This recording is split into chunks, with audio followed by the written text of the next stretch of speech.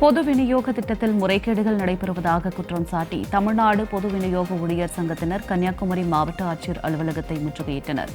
Ration கடைகளுக்கு வழங்கப்பட்டு வரும் அரிசி மூட்டைகளில் 50 கிலோவிற்கு பதிலாக 46 கிலோ மட்டுமே உள்ளதாகவும், இதனால் பொதுமக்களுக்கு அரிசி வழங்குவதில் பெரும் சிக்கல் ஏற்பட்டுள்ளதாகவும் குற்றம் சாட்டினர்.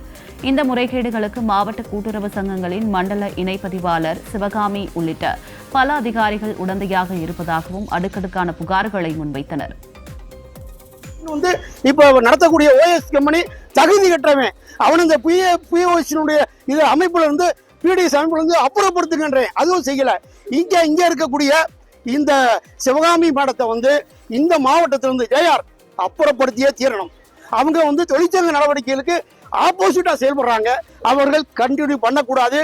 டிஎன்சிசி குறைச்சு கொடுக்கறதுக்கு இணைவா இருக்காங்க, இணைந்து செயல்படுறாங்க. இது தவறு, இதை கண்டிக்கிறோம். ஆமா, அதுக்காக நாங்க மாவட்ட ஆட்சியரை பார்த்து மனு கொடுக்க வருகிறோம்.